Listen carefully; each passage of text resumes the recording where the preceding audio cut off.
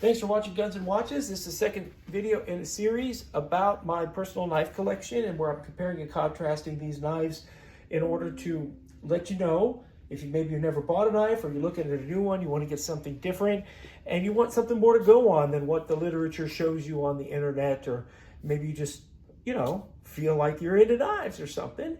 The first video was introducing all four of these. The second video was which is the first video in the series, was talking about this this buck knife up here and what purposes it serves and why you would choose it over the rest.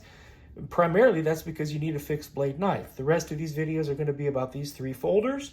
And the first one in the series of folders is this Kershaw Blur Navy 1670 NBSW. Yes, I did have to look that up before I made this video right here. And this is a very nice folder that I've had for about 10 years. I have no complaints about the knife except for one thing, and that is this is non-skid. If you guys know what non-skid is, non-skid is like rhino lining on your bed truck. This is very, very friction. It's got a lot of purchase on here, so when you carry this in your pocket, it wears out your pocket and you get a lot of lint in the knife itself. But the rest of it is positive. Spring assist, and you open it with your thumb. Locks right here in the middle. That kind of throws people, but this knife does lock.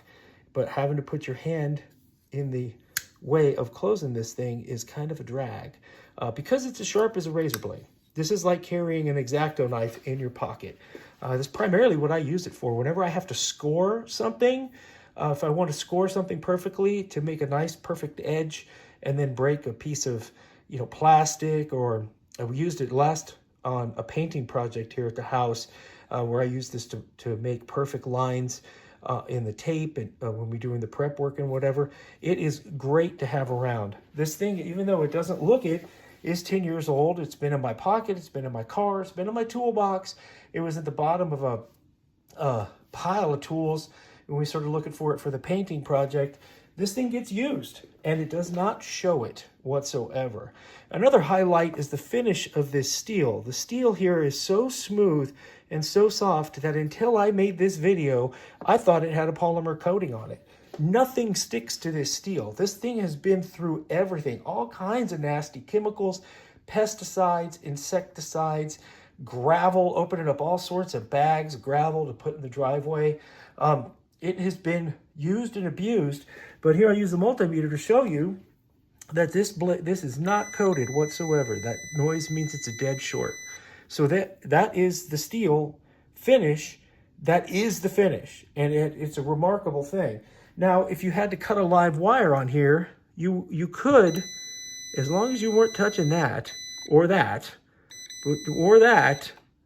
Well, if you get back here, maybe you could, but this is aluminum, and these screws mate with that knife edge, so you wouldn't want to cut a live wire with this knife. You'd want to make sure that the wire was actually disconnected before you did any such thing. The blade here, if we're going to show off the calipers, is 0.12 inches thick, which I would say that is and it is pretty strong. I don't know what the steel is that this is made out of, but I have no complaints about this Kershaw whatsoever. They've got a really generous warranty that I have not used. Like I said, I resharpened it myself with a Ryobi rotary tool and the sharpening wheel on it. And it took about, 20 seconds to bring the edge back. And the edge on that knife is something that you would not want to come into contact with. So that's the first in the series. If you are looking for an everyday folder, an everyday carry folder that is not very heavy, and you don't care about this non-skid here, I highly recommend it. I think you can get this for well under $100 on Amazon if you were looking for it. And it's going to last for quite a long time. So thank you for watching Guns and Watches. Please like and subscribe. And check out the other videos in the series that are posted to see my thoughts on those. And you guys have a great day. Really appreciate you. Please share these things and help me make a crowd. Bye-bye.